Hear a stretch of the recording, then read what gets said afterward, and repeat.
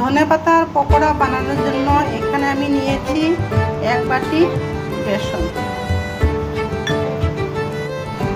Half বাটি নিয়েছি চালের গুঁড়ো,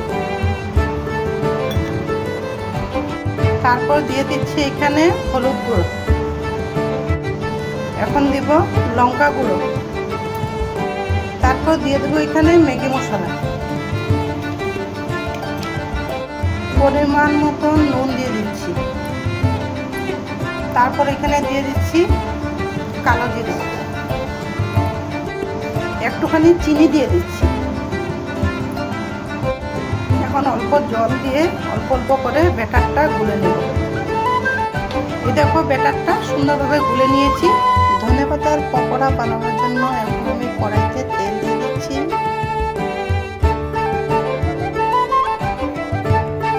এই দেখো বন্ধুরা, এইভাবে আমি ধনেপাতাগুলো নিয়ে নিয়েছি।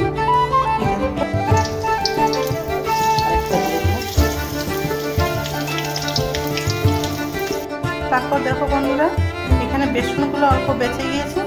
এই যে কারি পাতা নিয়ে নিয়েছি, কারি পাতার পকোড়াগুলো বানিয়ে নেব। এই দেখো কারি পাতার পকোড়াগুলো কি সুন্দর, কারি পাতাগুলো একটু শুকিয়ে গিয়েছে।